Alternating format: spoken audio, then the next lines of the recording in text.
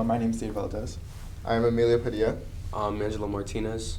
and today's May 13th, and we'll be interviewing Mr. Mike Kaminski. Which would be me. All right.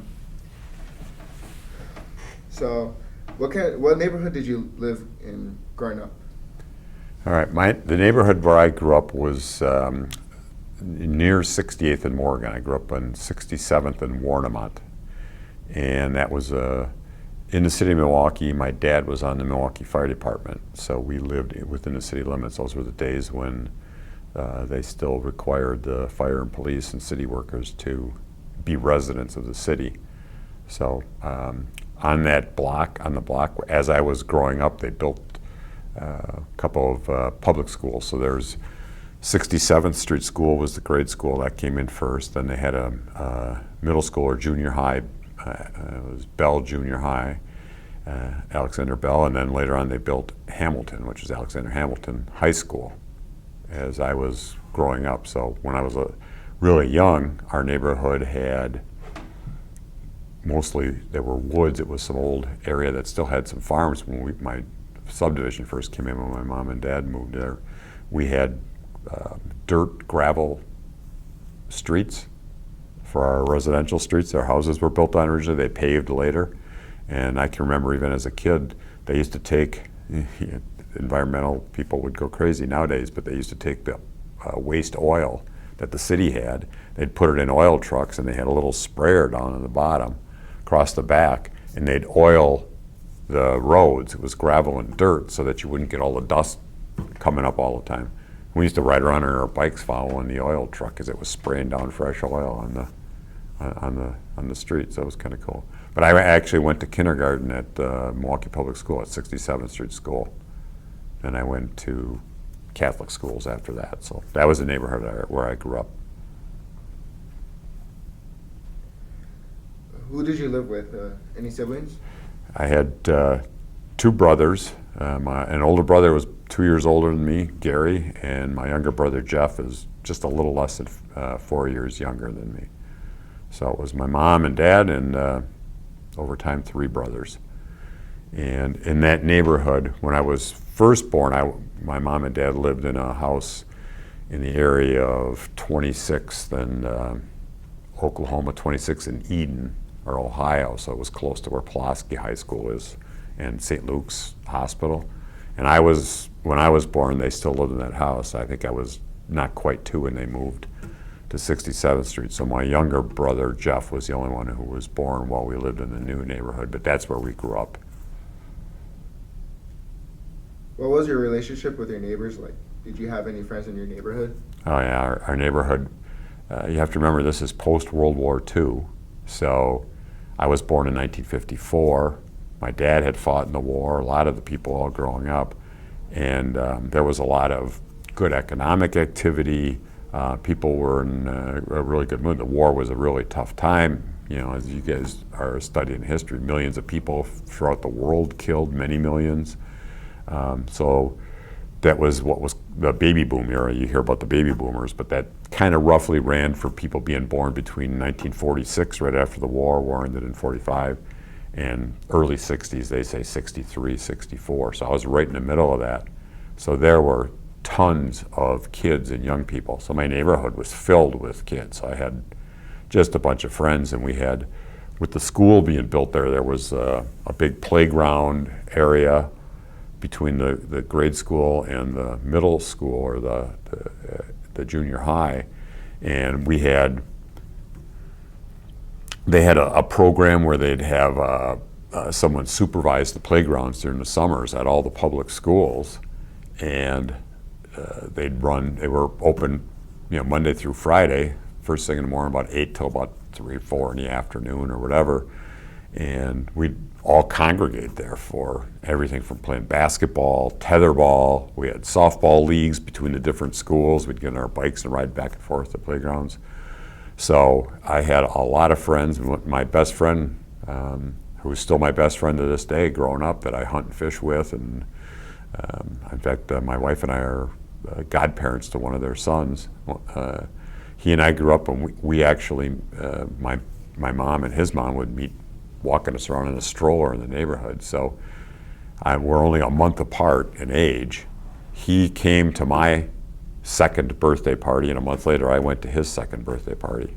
And from what our moms tell us, we got so wild they both sent us home a little early because we were having such a good time and being a little too wild. But so there was just a large group of kids in the neighborhood. There were families with other friends that I still know to this day. One family had 12 kids, 7, 8, 6. So there were dozens of kids just within a couple block area that we'd all hang out with all the time, and everything from playing kick the can in the evening when the playground wasn't open to being at the playground during the day and playing sports, playing games. You know, they had stuff set up so you could play chess or checkers. Rainy days, they had some covered areas, so you'd go over there and play those kind of games. Box hockey, you guys ever hear about box hockey? You know anything about it?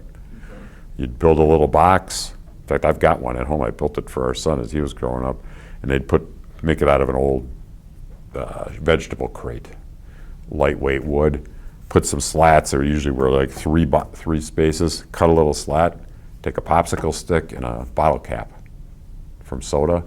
And there was one goal on each end, and then there were 3 holes, 2 holes, and then back to the one. And you'd each get a turn. You'd flick that bottle cap and try and get the angles and keep score until you could get it through the box. So it was kind of like hockey, but it was with a popsicle stick and a bottle cap.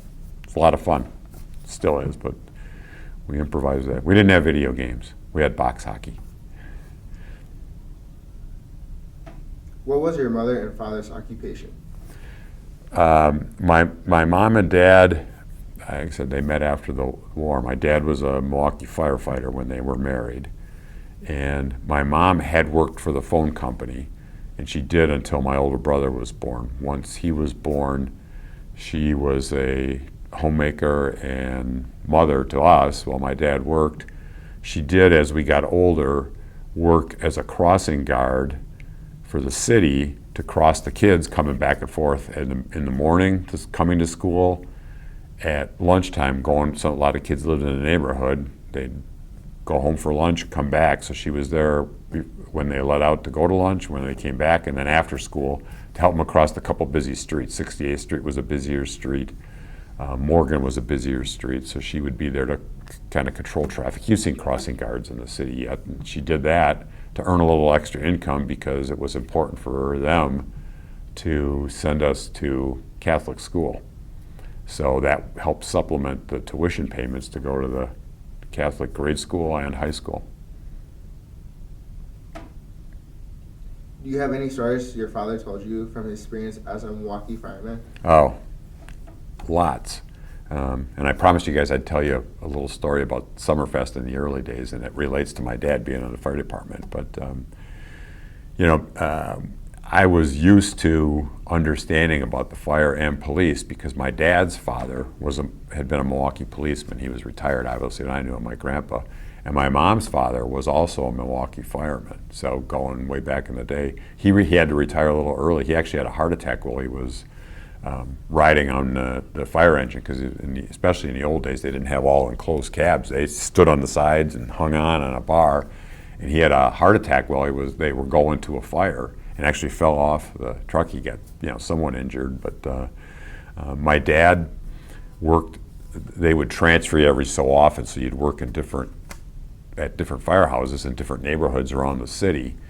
And I know when we were young, they went to a fire that was a pretty nasty house fire, and they had what was called a backdraft. Sometimes if the fire started burning real rapidly, the gases and the combustible gases from furniture and all those types of things could build up in the house, but it wasn't burning real much until some oxygen got in there. And they came there, he was inside, they were trying to rescue some people, and they broke open a window, and it allowed enough oxygen in for everything to ignite real fast, and it's called a backdraft. It's almost like an explosion. He got blown right through the window in the front room out onto the front yard, and he was burned, a little bit injured, hurt his back a little bit, but he recovered and was fine. But I remember we were all praying at the time. And then my dad worked in a number of some of the neighborhoods where they had a lot of fires, and he worked in the, he was on the fire department in the 50s, 60s, 70s. He retired in the early 80s.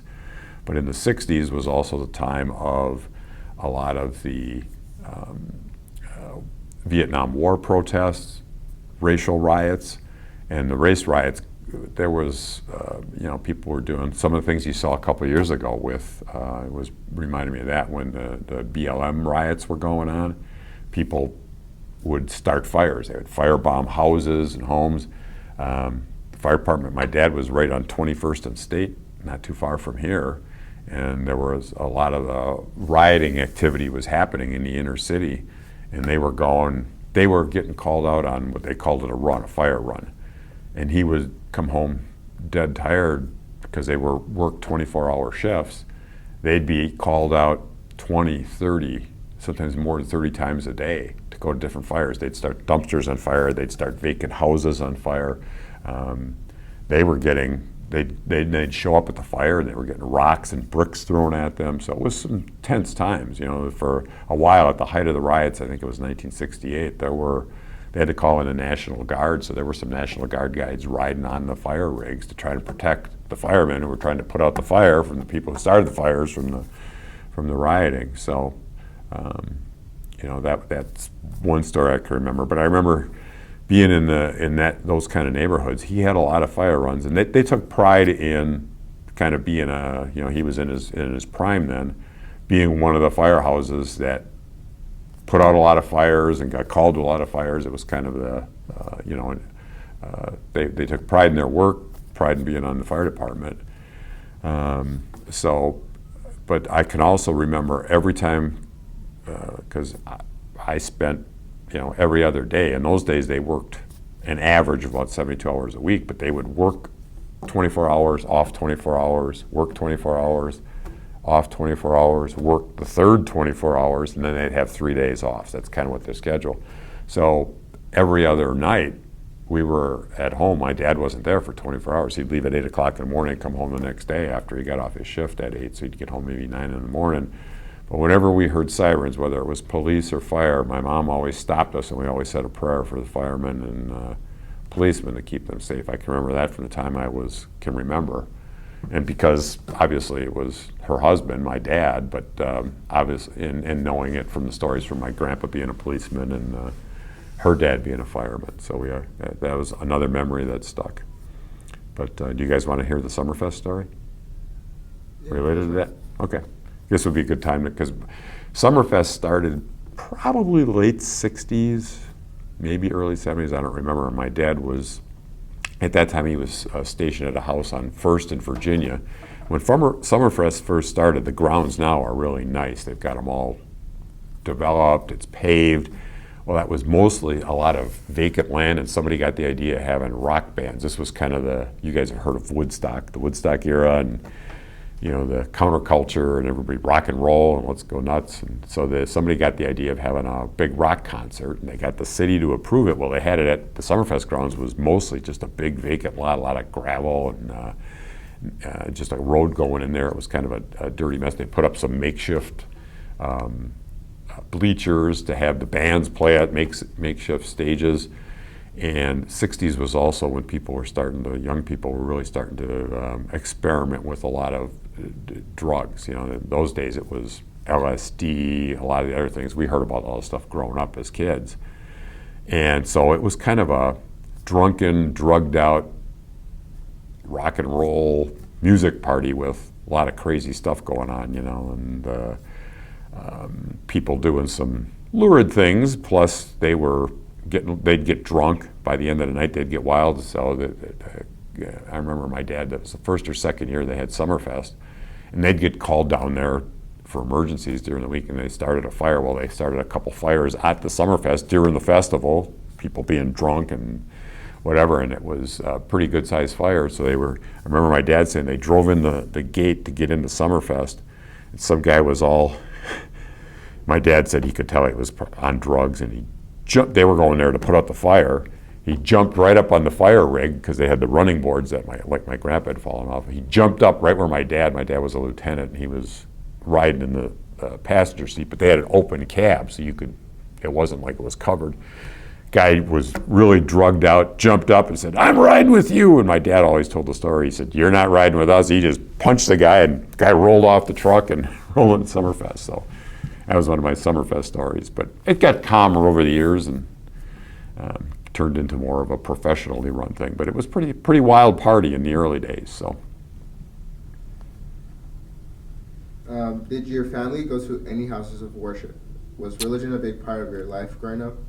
Yeah, always was. Both my mom and dad were Catholic. On my dad's side, they were.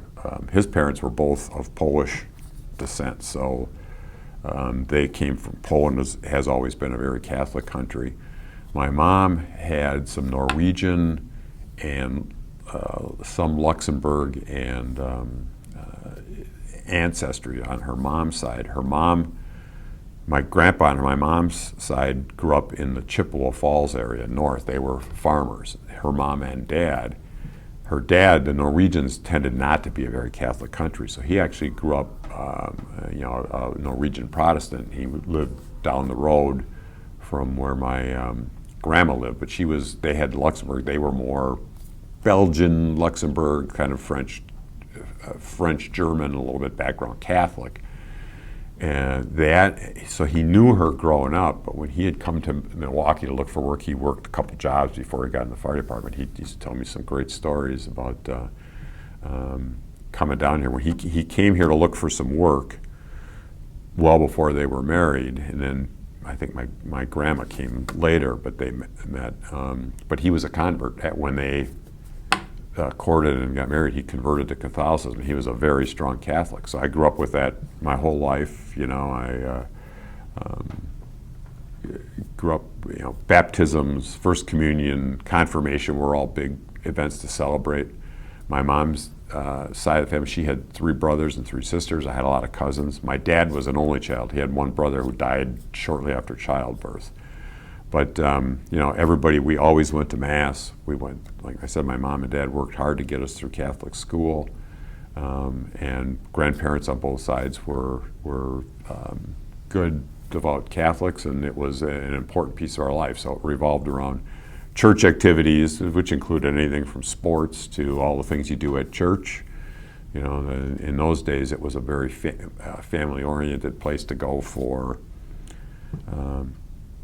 People didn't have the money to do as much entertainment type things, but the church did it. So they'd sponsor a dance or a party or festivals, and you'd go down there and help and volunteer and work. There were fish fries.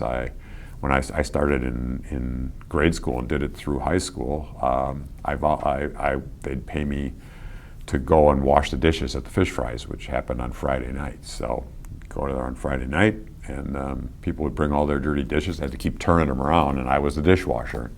I got a whole $5 cash, but I also got a free fish fry, so I could eat good fish fry. But I remember, and I think I sent you guys a picture. I still had my the little First Communion remembrance card. I sent it in one of the pictures I sent you guys that shows the date I was received my First Communion at St. Greg's. And when I was young, that was a newer parish in that side of town. They had a school that went from 4th grade through 8th grade before you went to high school. But I told you I went to kindergarten at the public school, 67th Street. But our parish had a relationship with Holy Assumption High School, which was in West Allis, around, I want to say 60-something in Lapham. And I got on the bus every day in our neighborhood through our school and took the bus all the way over to West Allis so I could go to Catholic school for 2nd and 3rd grade. It was a priority for my parents to send us to Catholic school, and it was important to them. So I went there for years. In fact, I did my first confession or reconciliation, they call it now, at Holy Assumption in 2nd grade in preparation for First Communion. I was confirmed at St. Greg's and went on to Don Bosco High School, and so it was always part of our life. My mom was really a good, prayerful, and faithful woman. I thank her for that, because it set a good example for me, because I think like a lot of people growing up, I probably wasn't as regular of a Mass attender when I was in college, but always had that tie and connection, and I thank him for that, to come back to that. So, and at Don Bosco High School, we had school masses. When I was in grade school, part of the day was, the school day was, like you guys will have a Mass here. I think you have it on, is it Thursdays or is it once a month on a Thursday? But we went to, part of the school day was to go to Mass every single day. And they toned it down, I think it was 3 days a week, but we always went to Mass as part of our school day. And you have to think back to what I told you earlier, that those were the days where the schools were packed. There were lots of kids, baby boom era, so the school was, the class masses were full. And I was an altar boy. I was started as an altar boy back when they still said the Latin prayers at Mass, so I had to memorize and get trained in being able to say the Latin prayers, and we had to repeat that, the Confiteor, Kyrie, the Hosanna, Agnus Dei. We had to memorize all the prayers in Latin to be an altar boy, and we'd ring the bells at the consecration, all that. But and then there were so many people and young families. There were masses on Sundays. It was 6 a.m., 7 a.m., 8 a.m., 9 a.m., 10 a.m., and 11 a.m. So there were like 5 masses. There were 3 or 4 priests. They lived in a rectory at the school. And I can remember you'd get your server duty for the weekends. And I can remember having to get up in the winter and walk to 6, or maybe it was 6:30 Mass. It was we lived about a mile from the school, and go there even in the winter and be there in time to go and serve Mass at 6:30 on a Sunday morning. But sometimes that had some perks. When there was another parish near us, Lady of Lourdes, that did not have a school, and when they'd have funerals, they'd come over and want to get altar boys who were at St. Greg's School, and the priest would come over from Lourdes and pick you up. But it was cool because if they picked you, you got to be away from the school day for a little bit. And they'd always give you some treats or something afterwards, but you went over there to be altar boy or serve at the funeral for the parish that didn't have a school, because they didn't have people readily available. And it was midweek, so it was, wow, got to be away from class for 3 hours or 2 hours or whatever it was. You want me to go on any more there, or is that good? Yeah, that's good. Okay. Start with middle school. What middle school did you attend? Did not go to middle school because just like the grade schools now, similar to you, Emilio, we had 1st through 8th grade at St. Gregory the Great. So middle school was part of 8th grade, and then the high school was 4 years like it is here. So 9th grade through 12th grade, I was at Don Bosco High School. So I went to kindergarten at the public school that was right next to our house. So I could walk over there. I was half day to kindergarten, the whole thing. Take your nap, get your milk, play a few games, start learning the ABCs.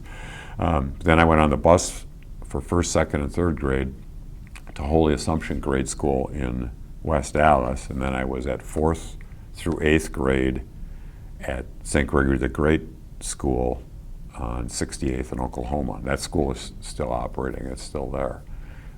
And then I went to Don Bosco High School, which was on 12th and Beecher, so I'd have to get up, I had to walk about 3 blocks, catch a city bus, do a transfer, and get down to Don Bosco High School from where we lived in 67th or 68th in Morgan, and go to high school there. Did you have any favorite teachers or role models during your early life? Oh yeah, I can remember in the 2nd grade at Holy Assumption, both schools still had nuns, but they also had lay teachers, just like you have some priests in teaching here. And I remember my 2nd grade, in fact I could tell you probably most of my grade school teachers. Kindergarten I had Mrs. Hercher as a teacher, and 1st grade at Holy Assumption I had Mrs. Prost, but 2nd grade I had Sister Benedette. And I got kind of sick that year. I had some health issues when I was young. Even when I was born, I didn't breathe well right away. They kept me in the hospital for a couple weeks. They even baptized me while I was at the hospital. They weren't sure how I was going to do. I was having trouble breathing, but I pulled through. But anyway, I had a kidney infection that was kind of serious when I was in 2nd grade, and I missed almost a month of school. and Sister Benedette would always send all the homework home to me, and then she'd help me when I came back to school to catch up on all the worksheets and all the things we did. And she gave me some, the nuns would give you as a little prize in those days, you'd get a little holy card. I was going to even bring some of those to show you guys, but I was looking through the old missal. But Sister Benedict was really good to me and helped me keep up and stay ahead of the game and be able to still learn in second grade. I missed a full month of school in second grade. I had Mrs. Reichels in third grade, and then I went over to St. Greg's. I had some good teachers there. I had a teacher in seventh grade. Her name was Mrs. Erdman. She was really good, taught us math. She was a really good math teacher. Fifth grade, I had Sister Mary Robert. She was a younger nun, and she was really good. I remember she was good at geography and some of the social sciences. The principal of that school at St. Greg's, her name was Sister Mary Isaac Jogues. We called her mother because she was the head of the convent that they'd built that was attached to school. They lived on site. So we had lay teachers, but we also had nuns there. And she was younger, and she was really, really a good principal and ran the school well, and I always had a lot of respect for her. And it was funny because I look back on it now, and I can remember a lot of things she did, but she was young, vibrant. Nowadays she would have been, she was a very, very pretty woman. She could have been a model, literally. And she was very athletic, because I remember they'd do student-faculty basketball games. She'd play with the faculty. She could, and that was before girls and women's sports had really grown a lot. But they had done it because of going through, I think, the convent and everything. They had some sports for those kids. She could outrun a lot of the kids. She was really good. She made a lot. I remember she was making long jump shots and everything, and still kind of dressed up as the nun, but she was very good. We had a couple of male teachers that we could relate to that were good teachers. High school, I had a number of good teachers. Had a really good teacher. When I went to Don Bosco, they were run by a religious order called the Brothers of Mary. You guys got the Jesuits here. It's the Brothers of Mary. They still run Dayton University in Dayton, Ohio, and St. Mary's University in San Antonio, Texas. And he was just a really, really good math teacher. So I learned algebra quite well by having him for a couple of years. But then he left the Brotherhood and left the high school, which was kind of a loss, because I do remember I had not such a good teacher. He was in retirement, but he still lived with the brothers, and they had a brother's house at Don Bosco. And they had to pull him out of retirement because they didn't have a fill-in to teach math, and he hadn't taught it in quite a few years. So that was kind of a downer year, but I got a good education. I had, I'm trying to think of her name, who was my chemistry teacher. It's slipping my mind right now. She was a really good chemistry teacher junior year in high school. And when I got to college, I went to engineering school. A lot of kids struggled with chemistry when I got to college. I was from this little all-boys school in the near south side of Milwaukee, but she taught us well. And I really understood what was going on, and I did very well in chemistry when I got there, and I always remembered her. And I think, I could think back and thank her for really doing a good job teaching us chemistry. So I thought I had a lot of good teachers all the way through, and I can still remember a lot of the names from high school and grade school who taught me all along the way. So I was fortunate. I think we had good, solid teachers, and I got a good education. I was prepared enough for college that I was able to do well there in engineering school, which is not the easiest track to always take. And now I'm going to school on the south side of Chicago with people from around the country and people who had gone to the schools in Chicago area and the suburbs and around the country, and I was prepared enough to keep up with any of them. So I was thankful for that. Did you have any hobbies growing up or activities in sports? Yeah, so growing up, I might have mentioned this when we were interviewing last week. I was in Cub Scouts and Boy Scouts for a while. They had a Cub Scouts was actually through the local, the grade school, the public grade school was right behind my house. I can remember going to PAC meetings and being with the kids and doing that. And then I was in Boy Scouts. I loved going on the camp outs and doing some of those activities that go over a weekend and learning to build fires. sports was always part of our neighborhood. We all the kids in the neighborhood, and we spent a lot of time on the playground. So we'd play pickup games of football during football season on the playground. It was obviously touch football, but in the streets, if you only had 3 kids, sometimes you could only round up about 4 kids. We'd play touch football in the street. You'd go from the fire hydrant to the tree or the no parking sign, and you'd play 2-on-2, and you just play you'd call the play and go out, and one guy would cover the other guy, and the guy would have to count before he could rush because there was nobody there to block. So we played a lot of sports. We had organized sports through the summer playgrounds, even in Cub Scouts leagues with softball, and that's when we'd ride our bikes from one playground to the next. 97th Street School, 88th Street School, 78th. We actually had some rivalries during the summer and going to those. I was not a real good athlete, but I played enough to still participate in all that. So sports was, we'd play softball, we'd play football, we'd play basketball for hours on end, shooting baskets on the playground. We used to get up, and as soon as it got to be spring and it was getting to be March Madness time or the high school basketball playoffs, we'd start playing basketball. You'd get a couple of days it would thaw out from the snow and the ice. We'd take ice choppers and chop ice away from the playground so we could play. There was a light on the school. One of the guys was pretty good. We'd slither him up. He'd climb up on the school and take the spotlight that was supposed to shine down over the entrance, and we'd turn it so it would shine on the basketball court so we could play basketball at night on the school playground. So that was always a big thing. And then my dad's dad, when he retired from the police department, he bought it. He and my grandma lived up northern Wisconsin in Vilas County. They lived in an apartment in the city during the winter, but they lived up there for spring, summer, and early fall.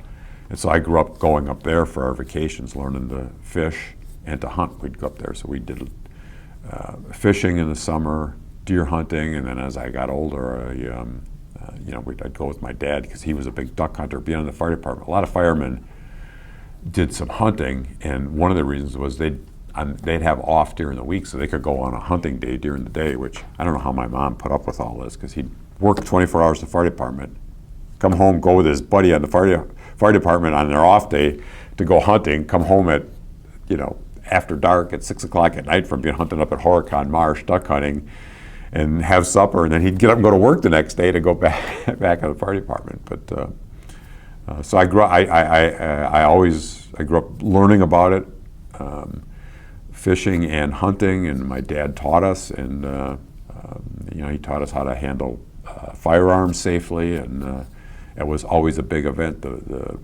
When you got to go deer hunting, it was a huge deal. And first year you could go, in those days you had to be 12. The first year I hunted I was 13, 8th grade. And it was always a big deal to take a weekend off and be able to go deer hunting. It was such a big event. It was a Wisconsin cultural thing. It still is to a big extent, but in those days it was huge. And we were at Don Bosco, and my mom wouldn't do it because you were lying, but he'd call us in sick on a Friday morning. He'd pick us up after school on Thursday. We'd drive all the way up to northern Wisconsin, stay up there.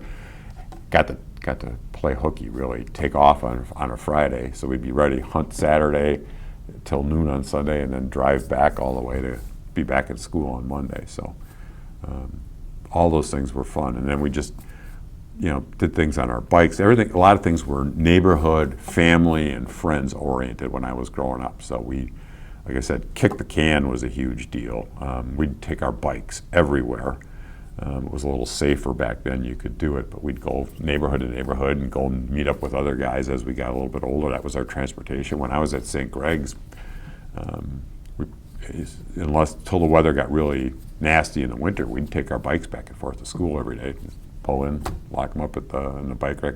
In those days, I don't think we even locked them. We just pull them in, leave them there, and take our bikes home. So a lot of things were built around church and school activities and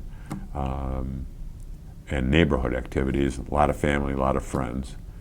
And they introduced, for us, soccer was not a big deal when I was growing up like it is now, but it had started to grow, and there were some of the Serbian, the Slovenian, some of those immigrants had brought soccer, and I remember it got to be a big deal. There were some guys sponsored, so when I was in grade school, 7th and 8th grade, I actually learned to play soccer, and we'd through St. Greg's, and we'd go, and they used to have soccer fields up at Esterbrook Park, and we'd get kids were like high school kids, in those days. Just get in the car, we'd drive up there, and we'd play soccer. And we had a couple kids that had immigrated from countries where they played soccer, and they were good soccer. So they were good. I was not that good. I just played defense and tried to get in people's way, so try to slow them down until the good players could get the ball back from them. So, sports, fishing, hunting, games in the neighborhood, those were a lot of things I did growing up. During your early youth, was there anything that you wanted to be when you grew up? I think like most kids, you see all kinds of different things and you think about them. You remember I grew up during the time of post-World War II and the space program just starting. So I can remember when it was a big deal that the Russians got the first astronaut into space, and they put the satellite into space, Sputnik. And I can remember listening on the radio when we got John Glenn. He was the first guy who actually orbited the Earth for the U.S. And we were actually a little behind the Russians. And then they started the space program under President Kennedy, and the goal was to put a man on the moon, which happened by 1969. So you thought about, well, could I grow up to be an astronaut? My dad being a fireman, my grandpa being a policeman, you thought about that a little bit. And then I think school influenced me. I don't know if I had any one particular thing, but those were some things I thought about as I started going through school, grade school and high school. I started getting a little more focused. I was always good at math, and I really liked math and science. I wanted to go into something where I would use those, and that's, I think, how I ended up at engineering school. So, a lot of the typical things. And then, of course, you play a lot of sports. You think about being an athlete, but I knew I was never good enough to be an athlete. Our son ended up being a really good athlete. He actually played some pro volleyball in Italy. So, and my dad, I guess, when he was young, he was a good athlete. He did 2 years of college and played some college football when he came back from the Marine Corps and fighting in World War II. But I was not that good of an athlete. I was too slow. I couldn't jump well. As I grew and stretched out, I played intramural sports in college and got better at it. I was pretty good, but I had enough coordination, but I was when I was younger, I was a little bit slow and a little bit chubby, and so I was always not that great in sports, but you always needed a bunch of guys. So we used to pick up baseball games in the neighborhood. The way you did it was, I don't know if you guys ever did this, we had enough kids, and then you just choose teams, and you'd get two captains who were probably two of the better players, and then you'd put your hand on the bat till you got to the end, and whoever was first got to pick first, and you just keep picking guys back and forth. I was obviously one of the guys who was picked last. Okay, Mike's on our team. So. At Don Bosco, how was it like? I really liked being there. I liked being and I'm glad I went there, in the all-boys school environment. You didn't have some of the social pressures, I think, when you go to a co-ed school. So, you grew up learning around other guys and just doing that. And then they had dances. I mean, even in grade school, there was something called the CYO, Catholic Youth Organization. They'd have dances and things at the grade school, but in high school, we'd sponsor dances. And there were in those days, a couple of all-girls schools, so you get to meet girls that way. But it was really good. I got, my dad had been a good football player. I went out for football and survived freshman year, and I got into 2 games, like towards the end of the game.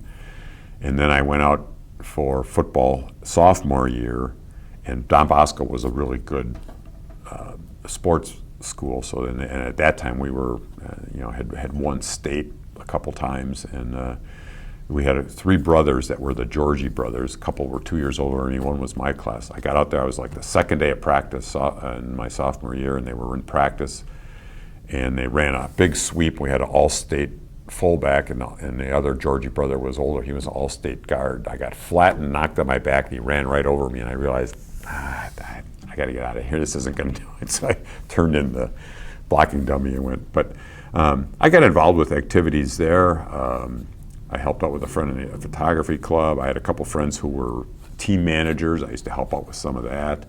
I actually was a cheerleader for the basketball team, we'd show up, and for the football games, and we went to all the games. I think I got a good education there. I took 4 years of Spanish in high school, and I remember our principal taught the fourth year, because there were very few kids who did it that long, and we'd walk through the neighborhood trying to speak Spanish, and he'd make us speak, that way. I enjoyed the sports. I enjoyed the camaraderie. I liked having it be a Catholic school. We had school masses, and we were in an old building that they had purchased. They had built the residence where these brothers Mary lived, and the gym were built in the late 40s when they opened the school. But the school was purchased from, I think it was probably the city of Milwaukee. It was an old grade school. And it was a creaky, it went 3 floors. The chemistry class was way up in a little, the ceilings and part of it were low. You had to not bump your head. I remember going to English class. The heat didn't work real well. It was like a hot water heat. And then one corner, it was on a corner, and it would be so cold in there, you'd wear your hat and your winter coat to that class, because it would probably be in the 40s in that room when you went to English class. But just loved the school, and had a good time there. I think it was a really good experience. Got to meet a lot of other people and guys that some of them I keep up with, not all of them, but it was a good experience. And I was just thinking about it when you talk about it. I just got an email the other day. It's going to be my 50th graduation anniversary coming up this year. So they're going to have the 50th anniversary of our graduation and get people together sometime this summer. So that'll be kind of cool. Our school was, I was the last graduating class. What happened was the baby boomers were starting to, years were petering out. And so all of a sudden they had overbuilt, and there were too many Catholic high schools in the area, and they couldn't keep them all going. And we had good financial backing at Don Bosco, but a really old campus. And the Archdiocese had built Pianono High School. They had reopened it. It had closed in the 40s, in the late 60s. And they didn't have the financial wherewithal, so we closed Don Bosco because it was not a good campus, and merged with Pianono, and that's what's Thomas More to this day. It was still an all-boys school in those days. Then later on, St. Mary's closed. That was near Thomas More. That school closed, and so that's when they became co-ed at Thomas More. But so I was the last graduating class in 1972 at Don Bosco High School, and I remember when they tore the old building down, they kept the gymnasium and the living quarters for quite a while, and I think even the old Notre Dame High School, which closed eventually, rented and used that gymnasium. But I went down when they tore the school building down, and I got a couple of bricks. I could have shown you those too, and I remember I took them, and that building was probably built in the late 1800s.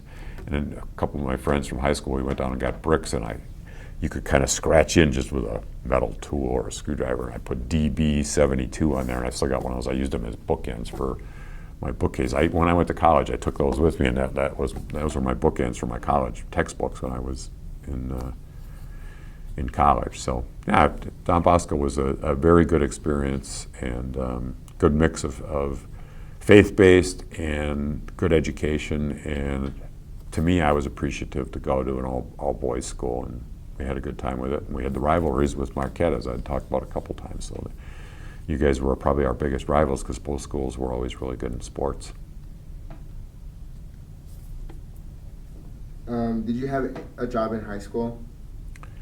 I had a couple odd jobs. I didn't have a regular job where I worked at my brother, one younger brother did. He worked at Dairy Queen for a while. My older brother had a couple paper routes, and he worked at McDonald's for a little bit. But I worked still at St. Greg's doing those fish fries, so that earned a little money. But my dad, I told you, my mom worked as a school crossing guard all the way through, all of us getting through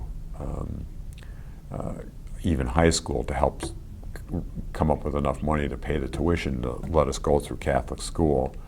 And my dad, being in the fire department, a lot of firemen worked different jobs. Some of them would paint or do handiwork. My dad, because it would involve ladder work, he would wash windows. He had a little window washing business on his off days from the fire department.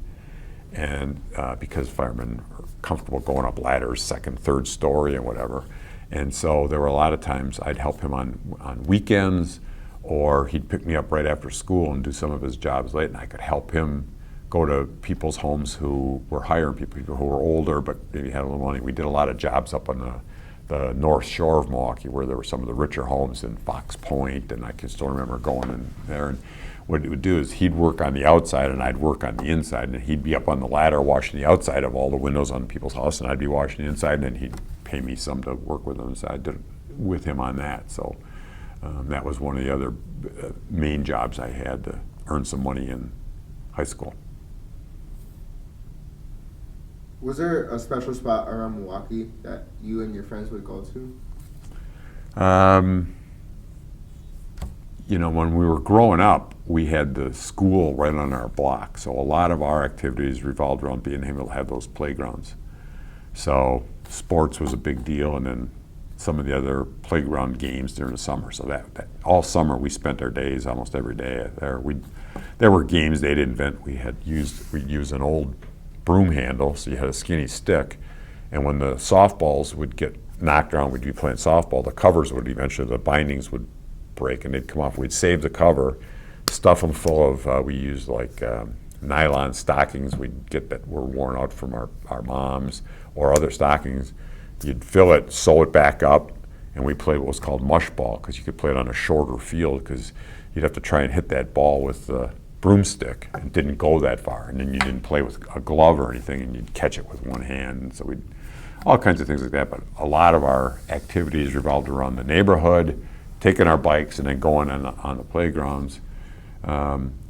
Favorite places to go for me, we always look forward to getting up north. I loved being out on the lake and going fishing, and I fish and hunt to this day. So that really instilled that in me. So that was a favorite place to go. But as far as the neighborhood kids, it was there. Once we got to high school, it revolved around school activities, going to the football games. Bosco was only 2 blocks from the old South Stadium, on the South High School Stadium on Beecher and Wind Lake, and so we'd go into the football games, we'd go to all the basketball games. My one friends were managers. I used to hang out with them, and I'd go to the wrestling matches and a lot of that kind of stuff. But in the neighborhood, things revolved a lot around the neighborhood itself, but having that playground that had some basketball courts, had some softball diamond with the stuff on it, and we'd had the summer activities and the games. So that was probably where we spent a lot of our time playing. Did you remember the opening of Southridge and Northridge when you were growing up? Oh yeah, I remember when they started building those. It was a little bit longer bike ride from where I live, but not real far, because I grew up 67th and 66th in Warnemont, and Southridge was 76th and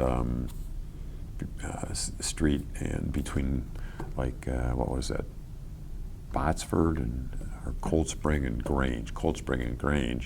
But we could take our bikes up 68th Street and actually go up to Southridge. But I was already in high school when they built Southridge. So that was when the malls really started coming along and developing. And then once we got old enough to drive, that was a place you'd go to the mall, and they had a couple things, like ice cream store, places to eat, and you'd go and meet other kids there. But we didn't go to the mall a lot. We didn't have money to buy anything, so or that much. That was extras. But I do remember them being built, and then they built Northridge at the same time. But me growing up on the south side, Southridge is where we went to. It was a long drive to go from the south side where Southridge is to all the way to where Northridge is.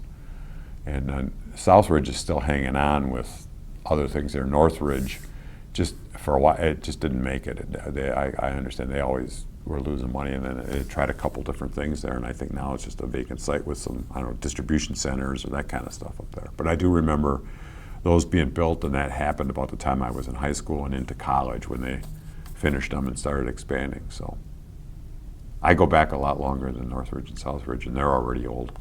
That tells you about how old I am. What college did you attend? Undergraduate, I went to Illinois Institute of Technology. It's on the south side of Chicago. It's engineering and architecture were their main schools. Also had a school of design. they had a business school. I got a business minor when I was there. So I was able to get, my dad had found out about a scholarship that was sponsored through because he was on the fire department, and there was a insurance services office at the time, and they sponsored some scholarships for a specialty degree they had down there in fire protection and safety engineering. So I applied for it. I had good grades from being in high school, and so I got a scholarship there to pay for a good part of the tuition and housing while I was in there. And I even worked for them for several summers when I was in college. So that was my undergraduate degree.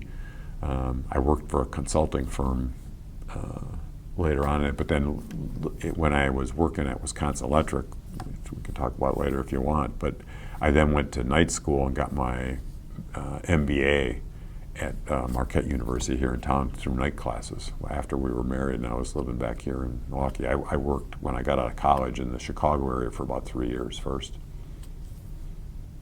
When you attended Illinois Institute, was this the first time you were out of state, or in this case, away from your family?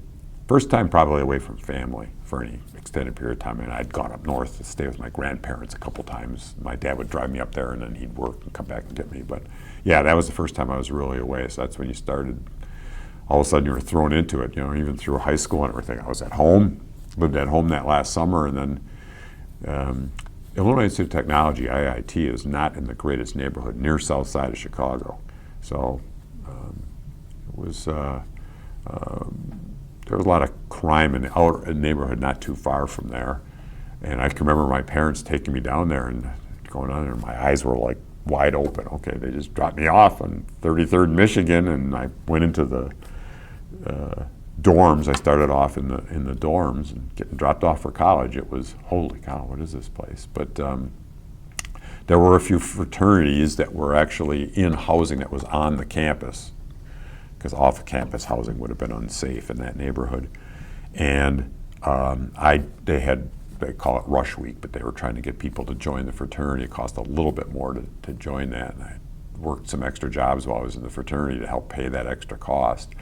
But during college, but I joined early because the dorms at an engineering school on the south side of Chicago were a little dull.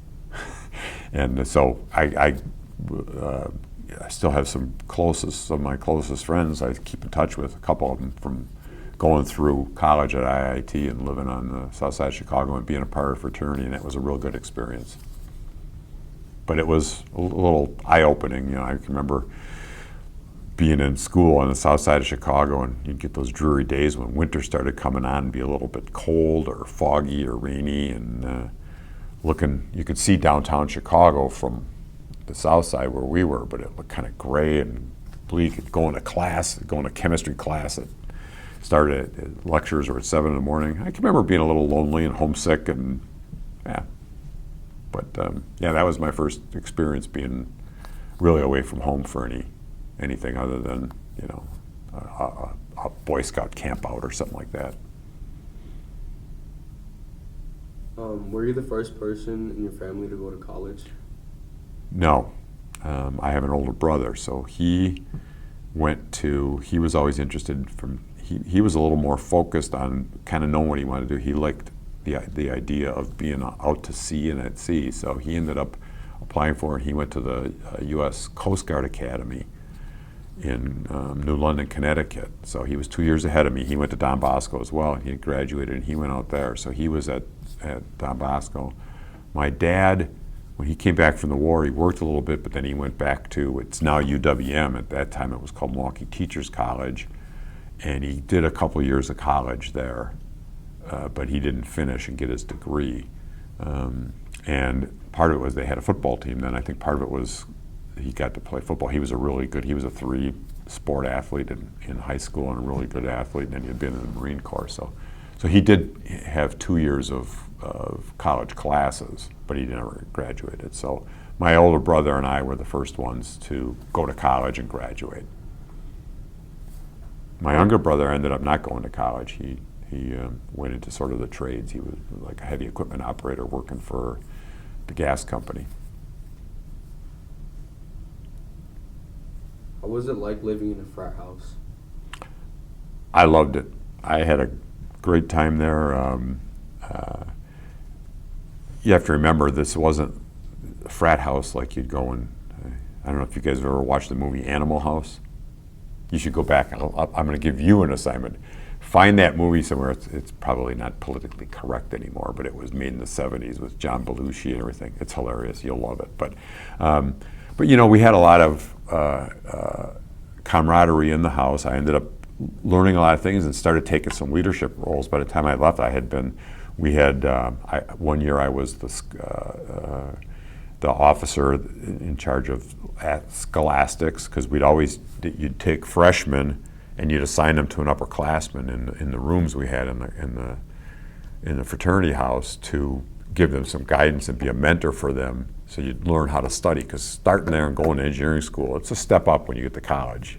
You know, you guys are getting well prepared here, but it's still some work. So I got that. I ended up being the vice president of the house and then the president one semester, and it gave you some good leadership skills as well.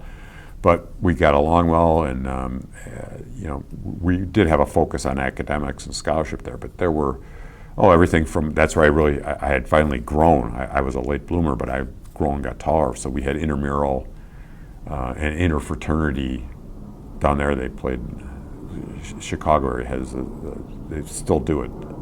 We always thought it was a dumb game. They have 16-inch softball where you don't have a glove. So we had softball. In the fall we'd have football. You'd look forward to doing that. In the winter we'd have interfraternity basketball. We'd have parties, outings. We used to go to some of the other. We'd travel sometimes to go to another fraternity that was at a different college, like Northern Illinois or someplace, to go to a party for a weekend at their house.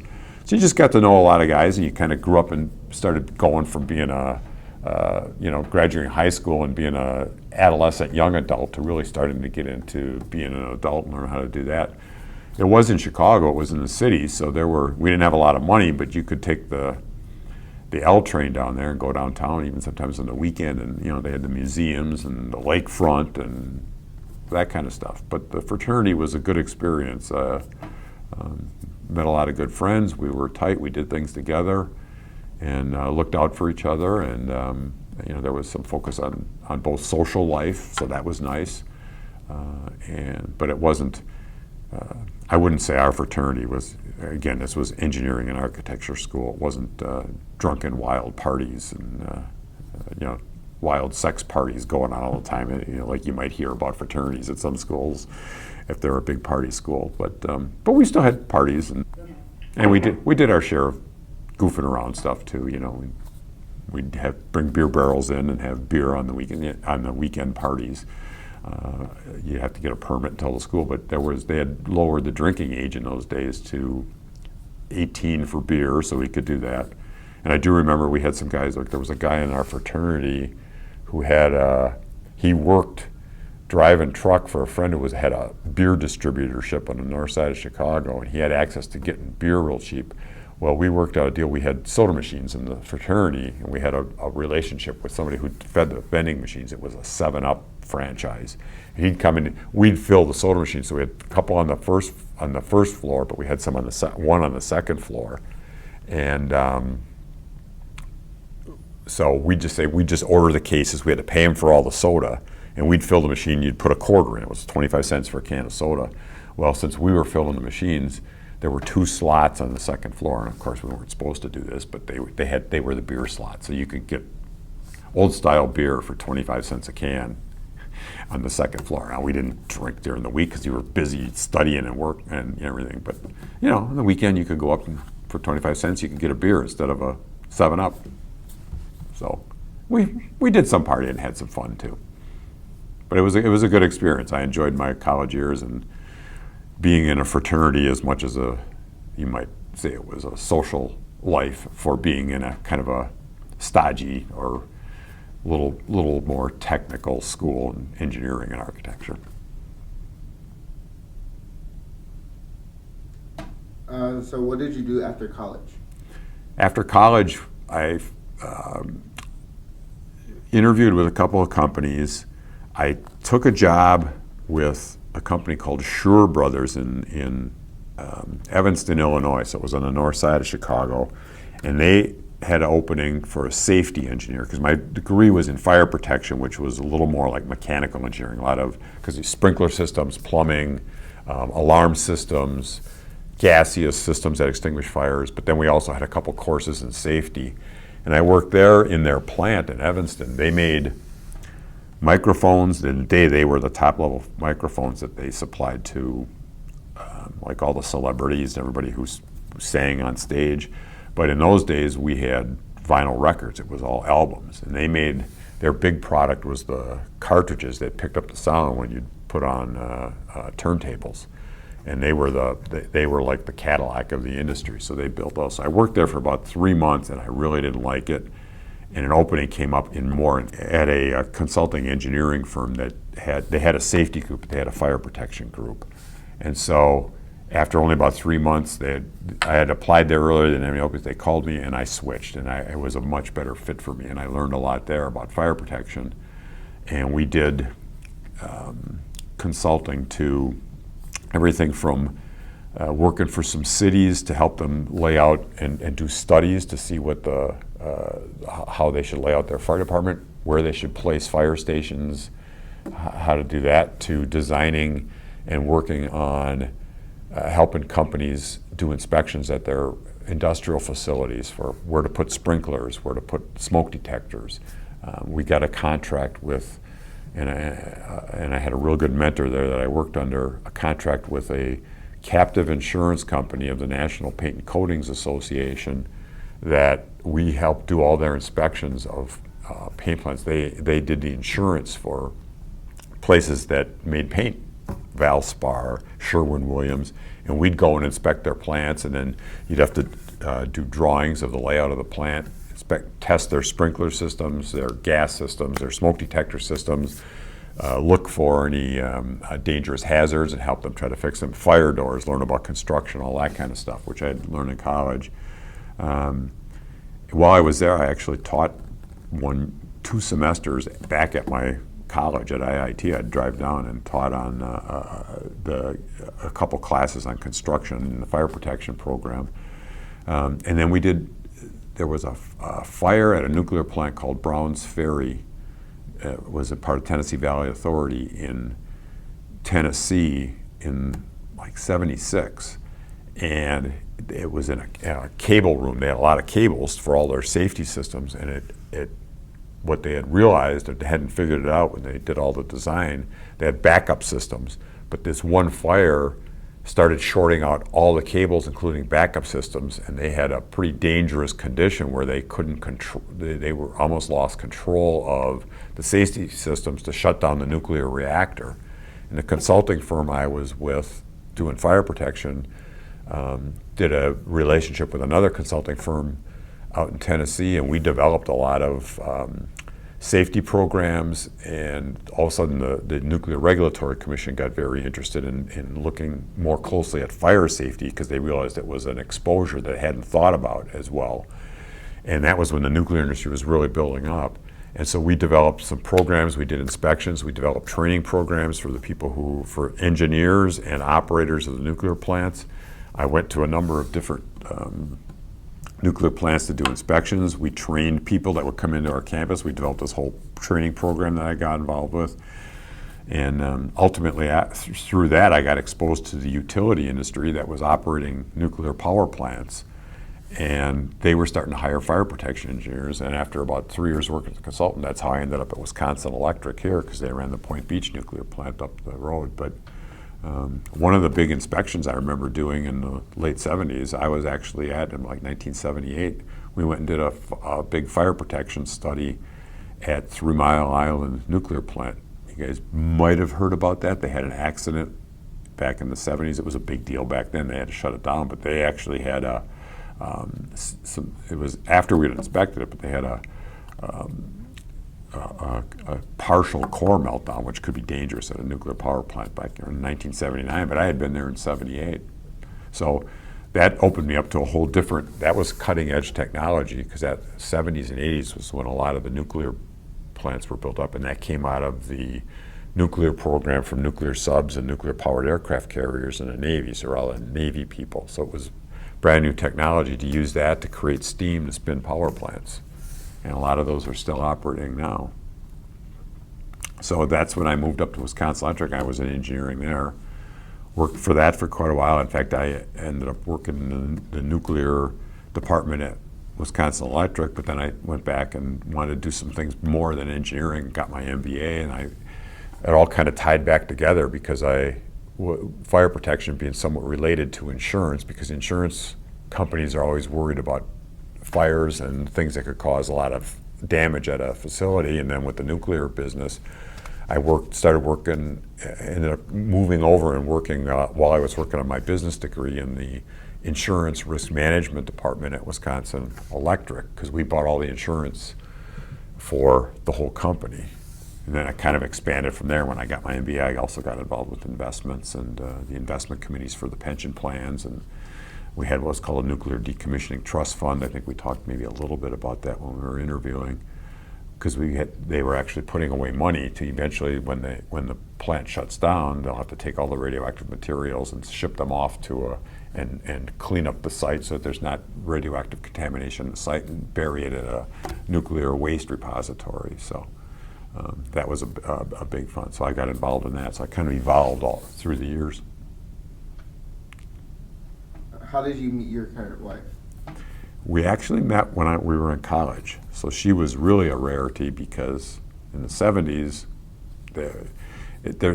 women weren't involved in the technical fields. IIT, where I went, had mostly guys going to it, because it was an engineering and architecture school, and those were still, especially at that time, very male-dominated professions. But she started out in computer science from the high school she went to. She grew up in Joliet area, Illinois, in Rockdale, and she was there, and she was a year younger than me, but I remember seeing her on campus, because you'd notice the girls on campus, because it was probably 8 or 10 to 1 guys to girls at that campus. So when we'd have parties like at the fraternity, we'd have to go and invite people from different colleges to actually get enough girls to come, because there just weren't that many girls on campus at IIT. But I remember seeing her and talking to her a little bit, and I thought she was cute. And one time I asked her out when I was a junior, and so we met in college. But when she got out of college, she was in engineering as well, civil engineering. She went and took a job in Ohio. So we kind of actually strayed apart for a number of years. So I knew her in college. We dated for a number of years. We always kind of kept in touch. We fell apart a little bit in terms of keeping in touch for quite a few years. I had worked in Illinois, then moved back up here working for Wisconsin Electric. She was working there. Somehow we started corresponding and talking a little bit more and got back together, but I was 31 and she was 30 when we were married. So we were kind of had a initial romance, if you will, or meeting, and then we were apart for a while, and then we got back together, and somehow we ended up getting married. She still puts up with me after all these years. We've been married for 36 years. How was your experience with Conrad with him growing up in Milwaukee? So we were, like I said, we were a little bit older when we got married, and then we didn't have Conrad till my wife was just short. She was just about 38 and a half. I was 39 and a half when he was born. We didn't think we were going to be able to have children. My wife had a disease called endometriosis, which makes it more difficult to have kids. But so he was kind of a blessing to us. And she had a couple surgeries to actually help with the endometriosis. And all of a sudden, she was expecting Conrad. So we had fortunate there. So we were a little bit older parents, so we've always known families and people that most of his peers, most of the parents we know, not all, some older, but probably running 10 years younger than we were or more. But having both been working, Sanka was working in engineering even when she came back to Milwaukee for a number of years before we had Conrad. So for a while we thought we were going to be childless. So he was a real blessing, and we grew up, we lived in New Berlin by that time. He went to Holy Apostles grade school, even though we're members of St. Elizabeth and Seton Parish, which we still are. And he was a pretty good athlete, unlike me when he was a kid. So he was involved with Little League and basketball, and he ended up, it turned out that Holy Apostles didn't have much space for soccer fields, but they had volleyball, grade school volleyball, and he started getting involved in that. And so that was, got to be a real passion. But it was really fun to have Conrad and raise him, and we came along the way. I'll give you a little story. When he was in grade school at Holy Apostles, a lot of the kids go to New Berlin High School, New Berlin Eisenhower, which was real close to our house. And a lot of them that go on to Catholic school would go out to Waukesha Catholic Memorial. And so we were kind of set up to do some school visits. And Conrad had come to, when he was in 6th grade, his math teacher at Holy Apostles, they had a little math competition for grade school kids that they ran here at Marquette High, and he had come down for that, so he kind of liked the campus. And he thought it would be cool to go to a school in the city anyway. And so he came here for the, what do they call the days when the kids come here for exposure? They spend a school day here. I don't know if you guys even did that. Shadows? Yeah, Shadow Day. And I dropped him off. I worked downtown. In the morning, Sanka came and picked him up after school because he was set up to do it here. He was going to go out to Catholic Memorial, then he was going to go over to Eisenhower and see what school he liked. He came here first. She picked him up, and he said, "I'm going to school here." It was done. So he knew he was coming to Marquette High, and so when we got involved here, I have a friend I knew professionally. Their son went to Marquette High, older than us, and I told Sanka this one time, and when Conrad started here, she said, "Oh, those were 4 of the best years of our lives." And I have to say that, we really enjoyed his years through grade school and growing up at Holy Apostles too. But they were 4 of the best years of our lives while he was here at Marquette High, getting to know the families and the faculty and the Jesuits and what you guys do here at Marquette High, and you guys are fortunate to be here. So I hope you're enjoying your years, but take advantage of everything this place has to offer. So it was really a good experience, and he got obviously a very good education here. But he got involved with some of my hobbies because I like to fish, so he'd go up north to the same cottage that my dad had from my grandpa, and my 2 brothers and I still have it owned. So he got used to going to lake. He likes to fish and hunt too. He really likes fishing. And so we did that, mixed in with all of his sports and all the stuff here at Marquette High. So once he was born, we got to meet a lot of good families, a lot of good parents, a lot of good kids. But when you have a family, your activities really start to focus and revolve around the activities your kids are involved with. So was kind of our world for quite a few years while he was growing up. What was the sports like for Milwaukee growing up? What was what? The sports? Sports, it was interesting because as a kid, we had the Milwaukee Braves, who had really only moved to Milwaukee. They came from Boston. They were originally Boston raised in like 1954. So my dad, being a good athlete, was a sports fan, and so I grew up being a sports fan. So that was one thing we had, but they left 1964, I think, was their last season here, or 63 maybe. And so I was young then. I wasn't even 10 or when they left. But we also had the Packers, who, when I was growing up, they were pretty bad in the 50s. But then Vince Lombardi started in 1960, so I kind of grew up.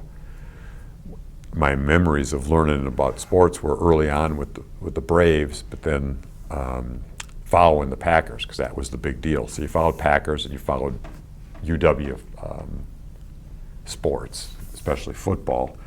But I was watching it with a kid with my dad, watching the Packers all through the 60s, the big glory years of Lombardi. And by the time they won the second Super Bowl, I was just about done with grade school, so I can remember a lot of that pretty clearly. I remember going to Braves games as a Cub Scouts. They had knot-hole days. You paid 25 cents. You got to go out to the game and sit in the bleachers, and Henry Aaron was the right fielder. And between innings when they were warming up, he'd come over and all the kids, oh, Mr. Aaron, Mr. Aaron. We'd always be talking. He'd come over and he was real good about talking to us. He'd throw a baseball, somebody maybe get a baseball or whatever. So he was always my favorite baseball player. So that was fun. I was in high school when they got the NBA franchise and the Bucks started here. And the second year they won the coin toss and got the first round of pick, and they ended up with, he was Lou Alcindor at that time. He had played at UCLA, but Kareem, so he came. So they had a championship within the first few years of starting the Bucks. So followed them. So sports was always a big deal in Wisconsin. And I was always a sports fan, so I followed them all the way through. And then the Packers went downhill in the 70s and 80s, which was really hard to be a Packer fan. And then they got into the Brett Favre era and started getting really good. We've been spoiled because they've been good for 30 years now. But in the 70s and 80s, the Bucks were really good, and they were bad for quite a while. Now they're good again. So, and I do remember when Bud Selig and the group worked to get baseball back here. There was a team that had formed in that was on American League. Where they were the Seattle Pilots. That was the first team they got out there, and they just didn't get any fans.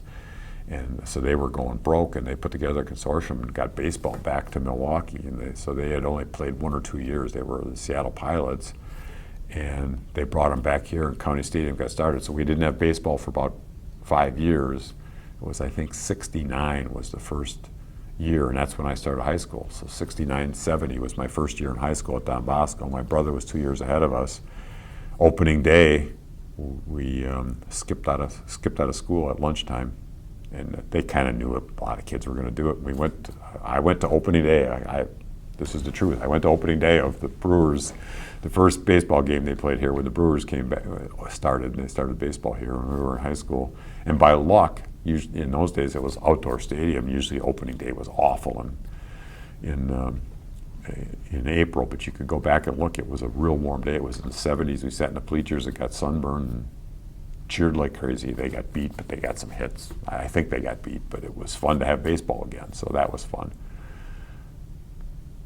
So, What was your state fair experience? State fair was always a big deal.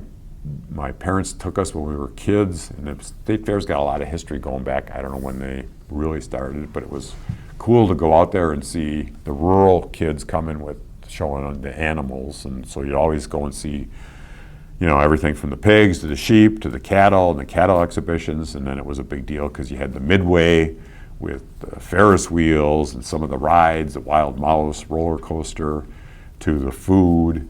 And, cream puffs go all the way back to whenever. And we'd go with my parents and grandparents when I was really young. And then when we got old enough to go on our own, we'd go out to the fair, and you'd have to save up some money or work an odd job or something, because my parents, we just didn't do a lot of activities that were cost you money. We were working class, and you had to watch your nickels, as my dad used to say. But we'd find some money to get out there and buy some cream puffs and go into the fun houses and all that kind of stuff. So we went to State Fair every year. I still go every year. I always look forward to going. And I do remember as kids, my one friend and I, one year somebody hired us for 25 cents an hour to help them run. They had a trampoline game where you'd shoot baskets through a thing, and so we'd help him, and he'd pay us 25 cents an hour, so we got to get into the fair a couple extra times. I can also remember we wanted to get kids always wanted to get to the fair, and we'd look for ways, and we were not totally honest, but we snuck in a few times. We'd find ways to sneak in. They used to have a creek that came in off of Greenfield Avenue, and they just had some fencing, and there were some holes in the fence, so we'd pay to get in once or twice, but if we were trying to avoid, we didn't have enough money and we wanted to come back to the fair a second time, we'd get there.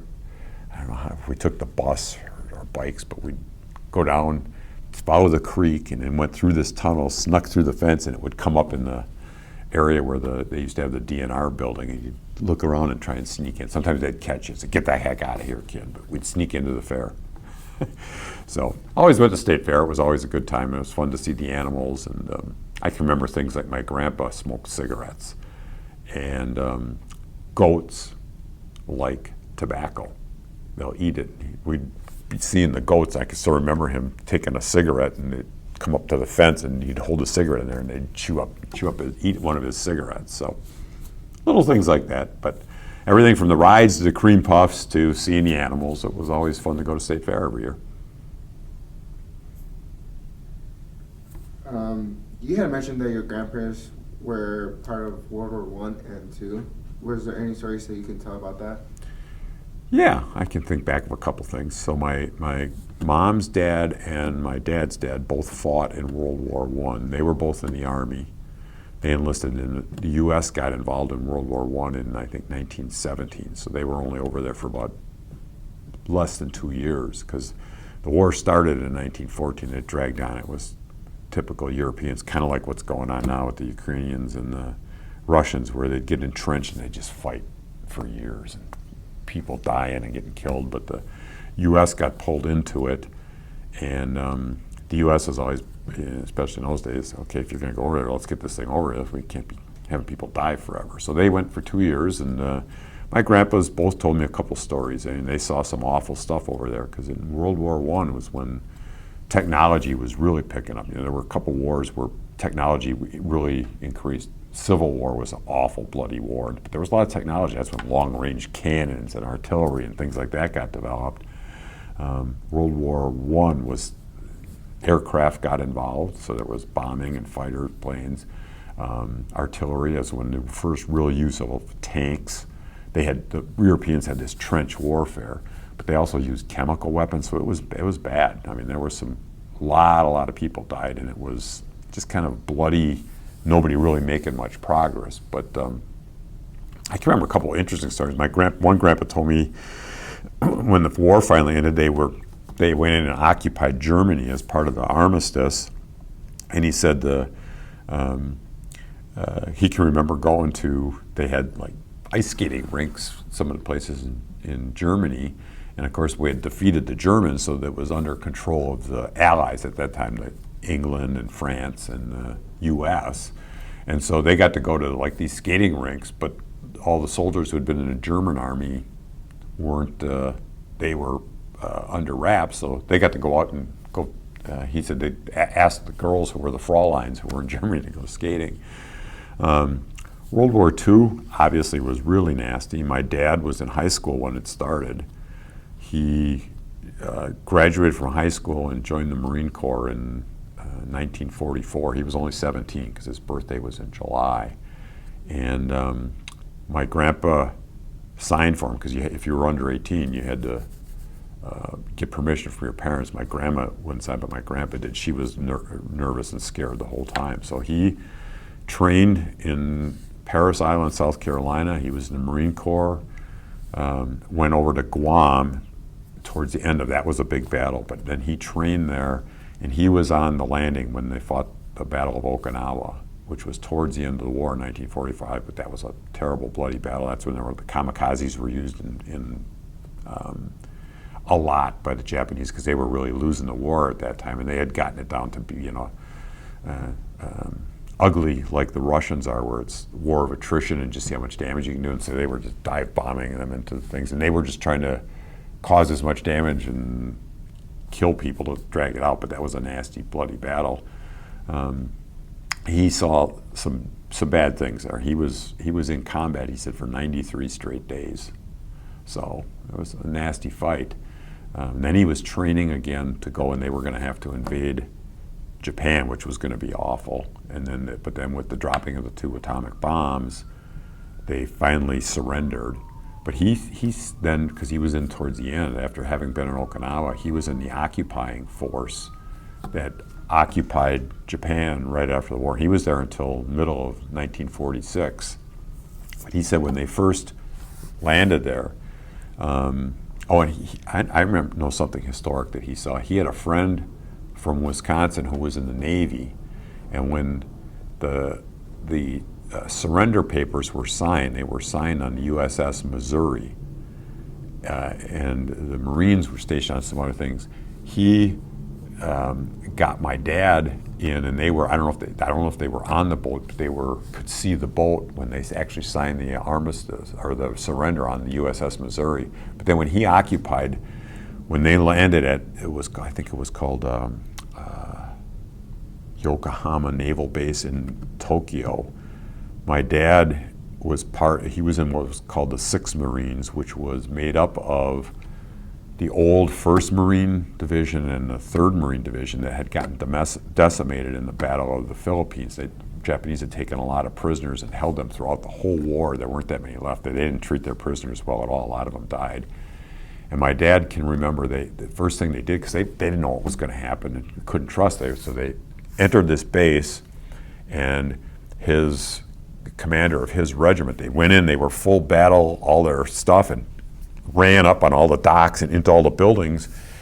And the guy who was the lieutenant colonel went up, and the first thing they wanted to do was, this was the guys from the original, I think it was the 3rd Marine Division, were still held from the Battle of the Philippines back in 1942, about 30 miles out of Tokyo. And he said, we want those prisoners here today. And they were hemming and hawing, and said, well, we can get them here in a couple days. And my dad said he remembered the lieutenant colonel pulled out his .45, cocked it, held it to the guy's head and said, they're going to be here this afternoon. And my dad said, by gosh, those guys showed up by afternoon. I mean, it was a nasty time. It was ugly stuff. But he was there when they brought those guys in on trucks, and he said they were just emaciated. You could just see their ribs. And, they had lived 4 years in poor conditions in a prison camp. And my dad's regiment and group happened to be the ones that got them repatriated. But he said that once they were there and they occupied it, the Japanese treated them very well, and he said it was a neat place, and they kind of understood that that they were the aggressors and had done this. But it was the start of turning Japan away from being warlike and getting to a peacetime, and now look at them, they're an ally. So, but those were a few things I remember from my dad telling me about the Second World War. He saw some nasty things. Can you tell us about the Vietnam protests here in Milwaukee? Yeah, and again, from my dad, I got a little bit more of some inside stuff, because some of those protests would get violent or they'd start some fires, and so they'd call the fire department. So my dad got to see some of that. But I was old enough as a kid. It was on the news every night. You'd hear about the Vietnam War, and there was kind of button heads as to whether you were. Remember, the Vietnam War, when we got involved, was around 65-ish, 1965-ish. So if you think about it, that was only 20 years after World War II had ended. So a lot of the people my dad's age, my dad was probably early 40s then, so there was a lot of memory. We had gone through the war, so there was a lot of people who still felt like you supported the military, you supported the country, but then there were a lot of young people coming up who didn't want to go over, and it was just not a well-run war. And so there was a lot of these clashes, and there were a lot of people starting to resist. There were people who didn't want to get drafted. I was young enough that I had a draft card, I had a draft number. They did a lottery where every year you'd go in, when you were 18, you filled in, you got your draft card. They'd do a lottery, and you'd get a number based on every day of the year, 1 through 365. And if your birthday, so like when I got drawn, I think my number was 29 or 30. And when they draft people then to go into the military, to then have to go over and fight in the war, they'd start with everybody who was born on whatever number drew out of the hat on that birthday of number 1, they'd get drafted.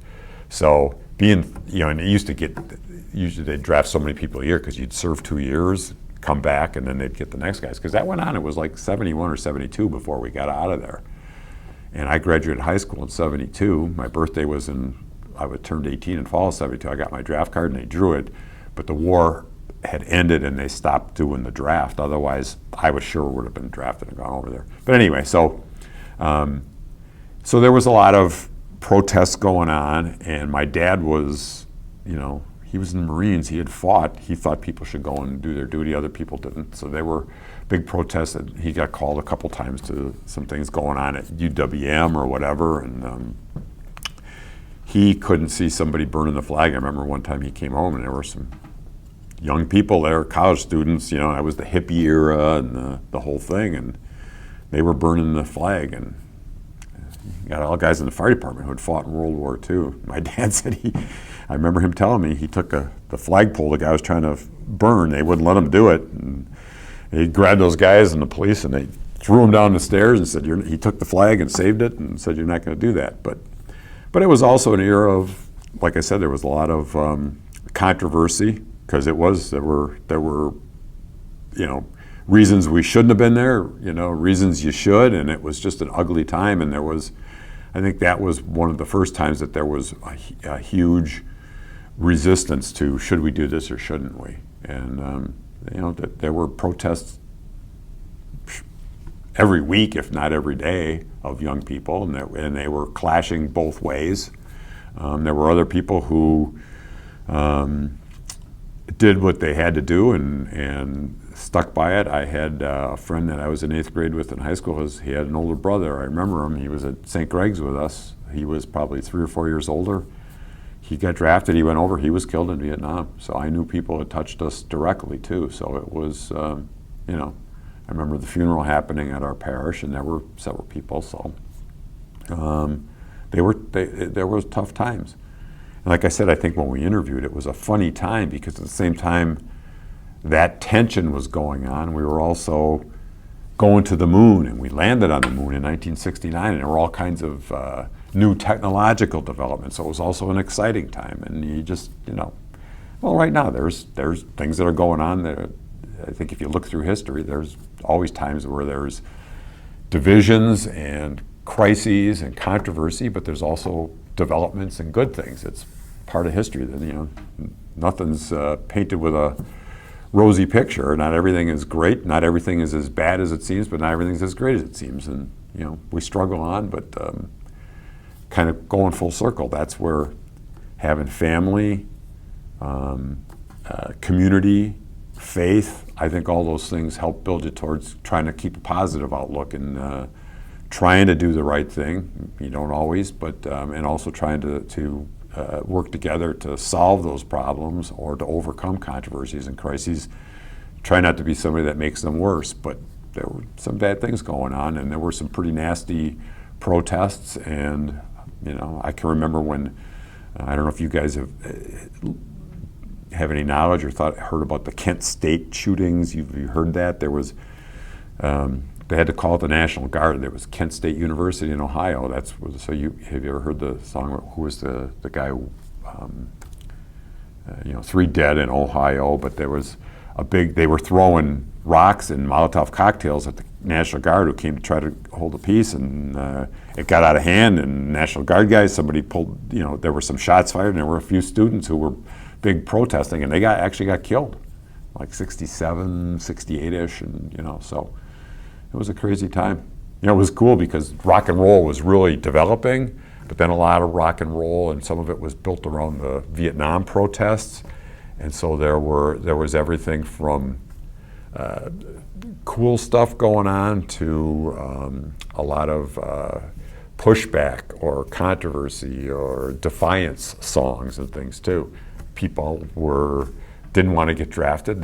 Canada said there were people who went to Canada to avoid the draft, and they lived up there for years rather than because you were subject. If you skipped out of the draft, you could go to prison.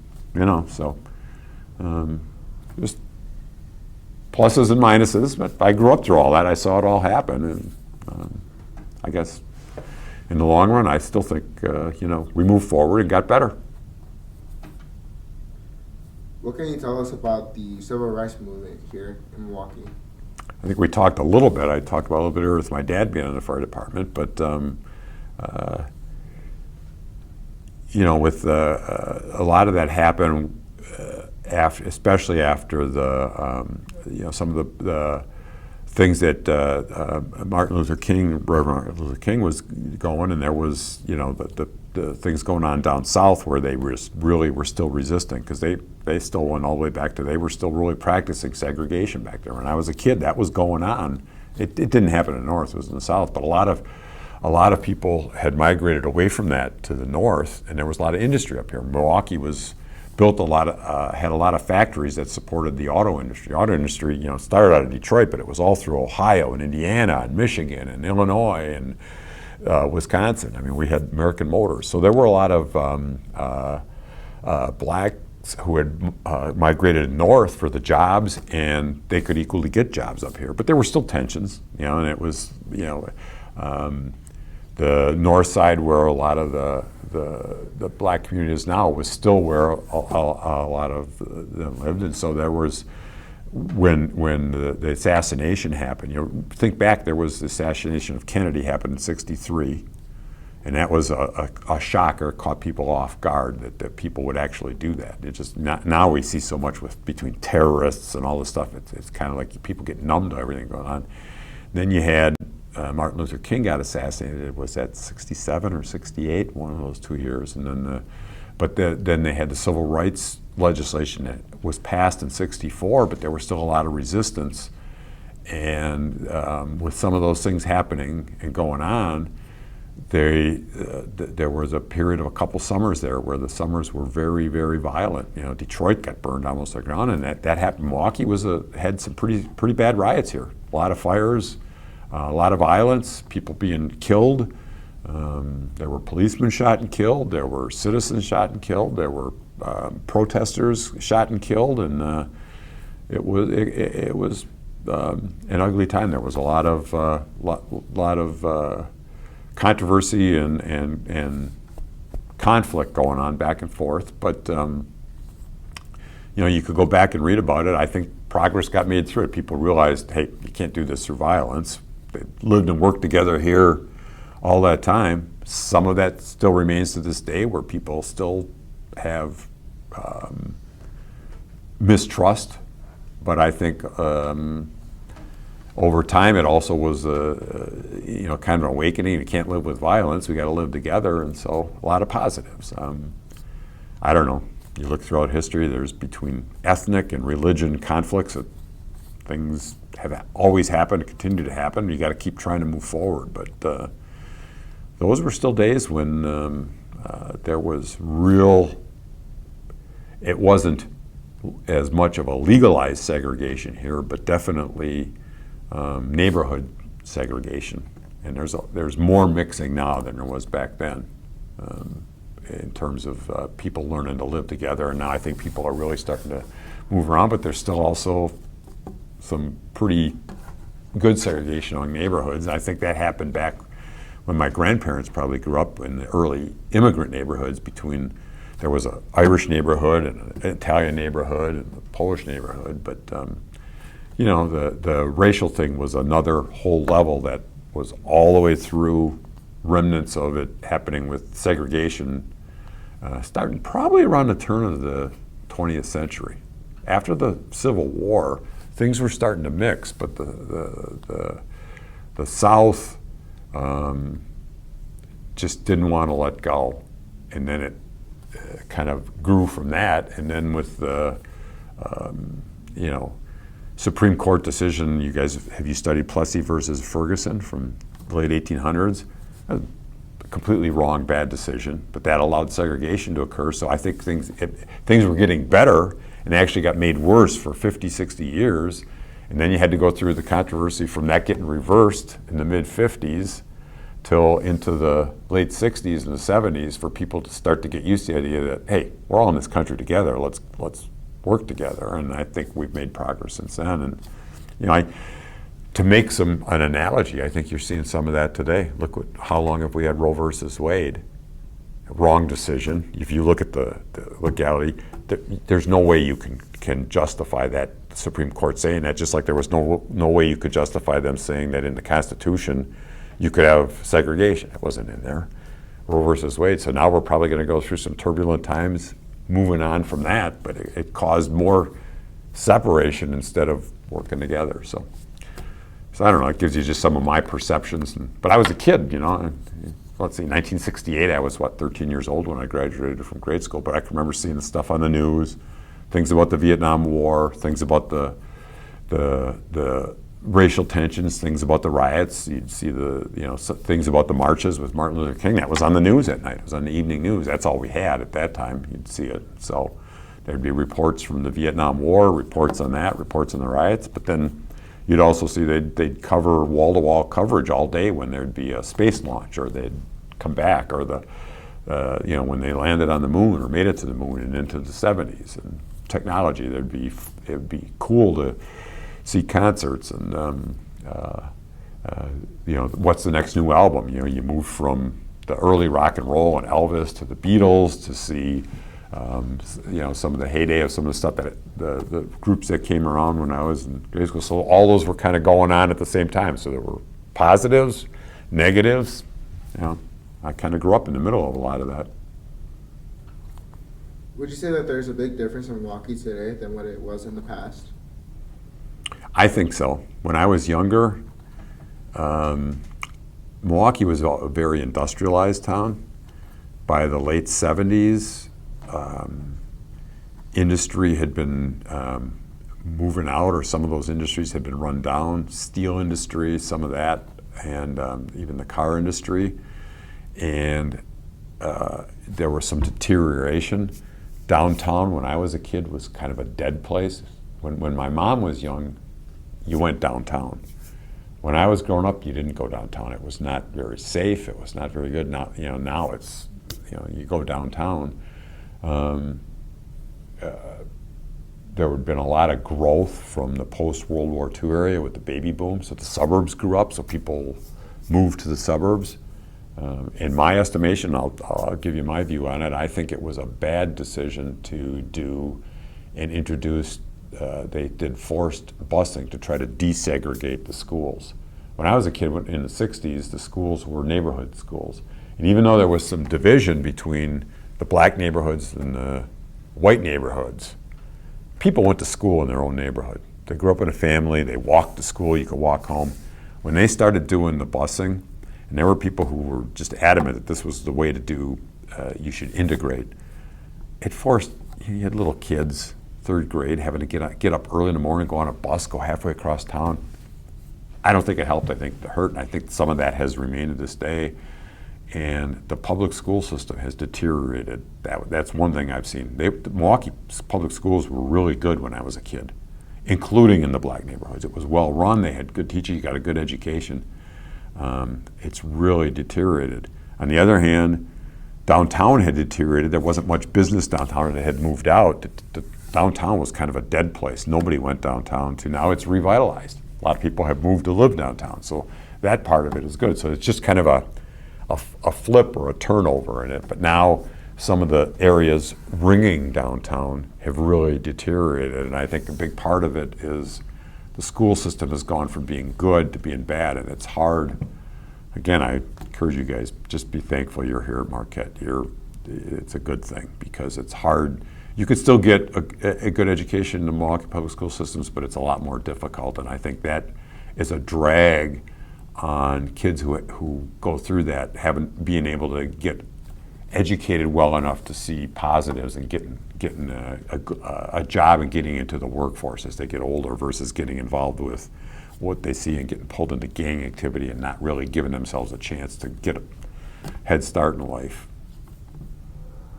So those are some of that pop into my head, bigger differences that I see. Downtown was dead when I was a kid. It was not a fun place. Is there something that you wish something different of Milwaukee for the future? I would say there were a couple things that I think Milwaukee needs to do is to get their arms around getting control of the crime problems here right now that really keep people from feeling safe in their neighborhoods that live in the city, and getting the school system fixed, which this is just me, but I think the choice schools have been a boom. The kids who get to go there or go to private schools, change that system so that more kids, if you get a little more control of the crime problem so that people don't have to grow up being scared of getting caught in a crossfire every day. They can actually live in a neighborhood, grow up like I did. I lived in a city neighborhood. We were on our bikes and we played on the playgrounds. Kids should be able to do that, and they should be able to get educated when they go to school. And I think that's a drag on a lot of the young people growing up in the city. So if it was something that I would like to see improve, it would be diminish crime and improvements in education so that people can live in the city, feel safe, and get educated, that they can get trained so they can get a job as they grow older. Well, that's all we have. Well, thank you.